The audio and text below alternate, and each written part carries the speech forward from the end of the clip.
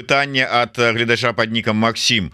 Ці не падаецца вам, што ўсё ідзе да замірэння Украіны і Росіі, а Лукашенко адчуў гэта і робіць крокі ізноўку ў бок захада, каб усе нарэшце перагарнулі старонку? Цяжка сказаць. Бачыце, той механізм замірэння, які да якога, скажем так, паступова падыходзяць заходнія эліты, хутчэй на карысць Расіі. Бо вось гэта формула мір у абмен на тэрыторыі, гэта фактычна дае магчымасць Маскве сказаць, што яна перамагла. І гэта, як на мой погляд, калі так адбудзецца, то гэта вельмі моцна забетаніруе пуцінскі рэжым на годы наперад. Паведна тое самае можна сказаць і пра рэжым Лукашэнкі.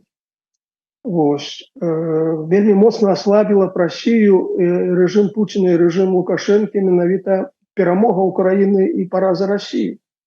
А гледзячы па тым, як ідзе сітуацыя развіваецца, ўсё якраз адбываецца наадварот. Таму вось з гэтай логікі не выцякае неабходнасць некага прымірэння з захаду. Я ва всякім разе такой логікі не бачу. Усе спадзевы на тое, што на дальняй дузе мы знойдзем некія рынкі збыту, яны не пацвярджаюцца фактамі. Калі вынесці за дужкі рынок Расіі, рынок Китая, то ўсе астатнія краіны як бы не сталі некім такім вельмі моцным партнёрам эканамічным для Беларусі. І тут паездкі Лукашэнкі і ў Афрыку, і ў Манголію, яшчэ ў некія краіны мала што дапамагаюць. Таму проста эканамічная логіка патрабуе, каб не траціць канчаткова тыя рынкі, якія яшчэ ёсць у Беларусі, ў Европе. А што тычыцца вось такой логікі? Мы пра яе ўжо часткова казалі, гэта логіка беларускіх уладаў. Давайте з намі сябраваць, а то вам мала не падасца. Вот такая логіка, якая сыходзіць і ад Лукашэнкі, і ад Ражанкова, і ад таго ж кіраўніка памежнага камітэту. Так што гэта традыцыйная рыторыка беларускіх уладаў. Што тычыцца, наколькі вось гэтыя сігналы ўспрымаюцца на захадзе, пакуль што слаба ўспрымаюцца. Бо захад вылучае зразумелае патрабаванне, гэта спыніць падтрымку Расіі ў яе вайне супраць Украіны, гэта вызваленне палітвязняў, гэта свабодныя выбары і гэтак далей. На ўсе гэтыя патрабаванні беларускія ўлады пайсці не могуць. І таму я пакуль не бачу таго, што як бы попыт і прапанова супадаюць з двух бакоў. І калі той же Рыжанкоў кажа давайте дыялог, то незразумела, які парадак дня, пра што гаварыць. Таму што тое, што хочуць тыя ж палякі, і тое, што прапануе беларускі бок, яно проста не супадае. Таму першым весці дыялог трэба дамовіцца пра парадак дня.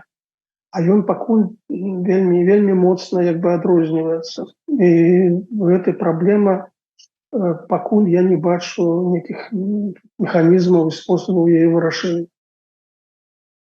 Вельмі цікавы момант, чаму нарэшце уладам спатрэбілася рабіць гэтыя жэсты на адрас Европы. Што дасюль, здавалася, 3 гады беларускія ўлады ўвогуле не цікавіліся заходнім кірункам, адтуль скарачалі амбасады, колькасць дыпламатаў. Лукашенко заявіў, што нам Европа не патрэбная, таму што яна тут дэградуе. Мы паварочваем на ўсход, на поўдзень, там усходзіць сонца. Мы робім цывілізацыйны выбар, мяняем цывілізацыйны код і ідём туды на ўсход і поўдзень. Вось. Ну, як бы, ну і ў рамках этой логікі і адпаведная рыторыка і ўвядзенне ядзернай зброі на тэрыторыю Беларусі і атака мігрантамі і шмат якія варожыя дзеянні на адрас захаду. Ну, а вось цяпер раптам аказваецца, што заходні вектар ўсё ж важны. Інакш такія сігналы не рабіліся. Я гэта звязваю зноў жа з некалькімі чыннікамі. Першае, зноў жа, прэзідэнцкая кампанія. І вось это вобраз крэпасці ў аблозе, жалезная заслона на заходняй мяжы, ну, гэта не вельмі добра для значнай колькасці беларусаў. Не толькі для апанентаў Лукашэнкі, но і, магчыма, яго прыхільнікаў ці людзей, якія займаюць нейтральную пазіцыю. Ось, ну і таму як бы вось і робяцца такія жэсты. Другі момант, калі казаць, напрыклад, пра сітуацыю ў адносінах Беларусі і Польшчы, пра сітуацыю на мяжы, пра ступар, які там адбываецца з транзітам, тут ёсць ціск Кітая. Гэта ўжо не проста версія, гэта факт. Была заява МЗС Китая, дзе ён заклікаў Беларусі, Польшу дамовіцца. Потым той же Максим Рыжанкоў у інтэрв'ю тэлеканалу ОНТ апавядаў, што падчас яго візіту ў Кітай перамоваў яму давялося апраўдвацца. Давялося паказваць, што, маўляў, мы не вінаваты, там палякі вінаваты.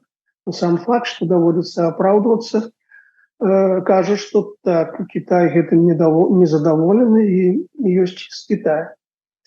Ну і нарэшце тут, магчыма, амбіцыі новага міністра замежных спраў, які так паўнамёкам крытыкуе былога міністра ці былога кіраўніцтва міністэрства, ну як бы хоча паказаць, што вось у вас не атрымалася вырашыць задачу размарозіць адносіны з захадам. Ну а вот я пакажу зараз, як это трэба працаваць. Ну, это тое, што вось на паверхні ляжыць. Магчыма, ёсць некія яшчэ рэчы, пра якія мы не ведаем.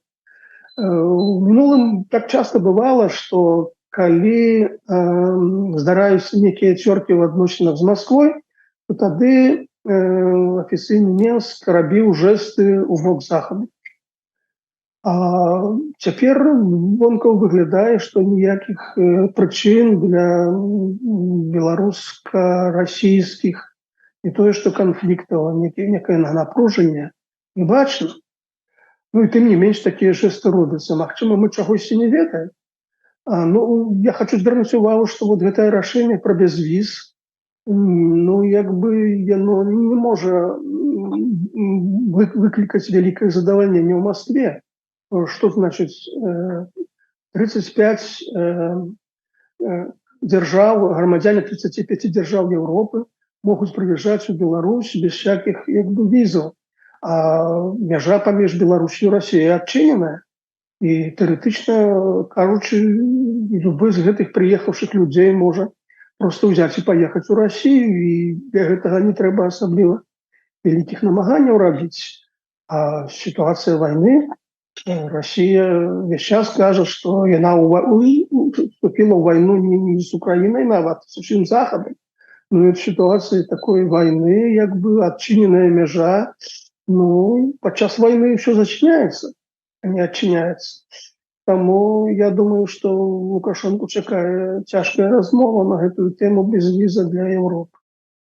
Я хочу сказаць, што калі Трамп быў прэзідэнтам, то сказаць, што гэта вельмі моцна паўплывала на падтрымку беларускіх дэмакратычных сілаў, наўрад ці можна. Таму што дзейнічае некая інерцыя бюракратычнага працэсу. Ёсць законы, акты дэмакратыі в Беларусі, у рамках якіх павінны прымацца рашэнні, прычым не толькі адміністрацыі, але і на іншых узроўнях, у Кангрэсе. Таму мяне спадзеў на тое, што вось гэтая бюракратычная амерыканская машына будзе працаваць, в силу инерции, по-ранейшему, может, с невеликими переменами. И во всяком разе не думаю, что кардинально нечто поменяется в адносінах падтрымкі беларускай дэмакратыі. Іншая справа, што можа памяняцца у плане падтрымкі Украіны, а гэта вельмі, так сказать, сур'ёзна будзе ўплываць на ўсё, на сітуацыю ў рэгіёне, на сітуацыю у России, на ситуацию в Беларуси. Но это уже, так сказать, опосредованное, ускосное уплыв, ну, який сегодня тяжко пролечиться.